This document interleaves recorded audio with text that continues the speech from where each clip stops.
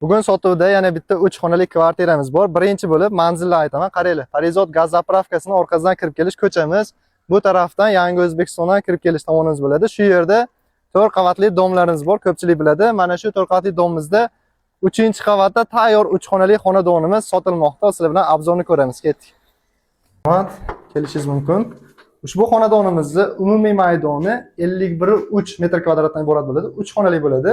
Ko'rishingiz mumkin. Kichkinagina prixoshkamiz bo'ladi.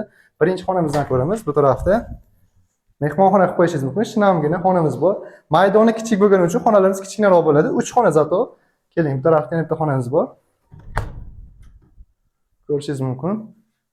Shinamgina xonamiz ham remontda yaxshi holatda turibdi. Ya'ni davlat topshirilgan remontda turibdi, lekin ko'chib hech qayerga anaqa bo'lib ketmagan. Ya'ni bir xil bilasiz, ko'chib ketadi devori, ko'chib ketmagan. Bu tarafda yana bitta xonamiz bor. Biroz bardakka e'tibor bermaysizlar. Uy egalari yig'ishtirishga ulgurishmadi. Uyimiz bo'm-bo'sh tarzda sizga topshiriladi, hattoki gilamlargacha olib ketiladi.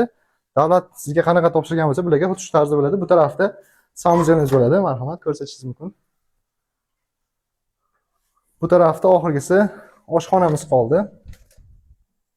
Ko'rishingiz mumkin.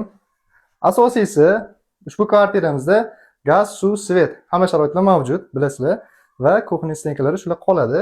Endi ushbu xonadonimizning narxi boshlang'ich $25,000 so'rayapmiz. Sababi krediti bor. 106 million so'm kredit qolgan naqd ko'rinishida va oylik to'lovlari 1,8 million so'm atrofida chiqadi. Agarda hammasini bekitib, nomiga rasmiylashtirib olaman desangiz, $33,000 so'rashyapti, ya'ni kreditni bekitib turib, nomingizga o'tkazib berishadi. Yoki-da o'zim kredit to'lab olaman desangiz, boshlang'ich 25,000 to'lab turib ushbu xonadonni xarid qilishingiz mumkin. Pastda raqamlar bor, aloqaga chiqing.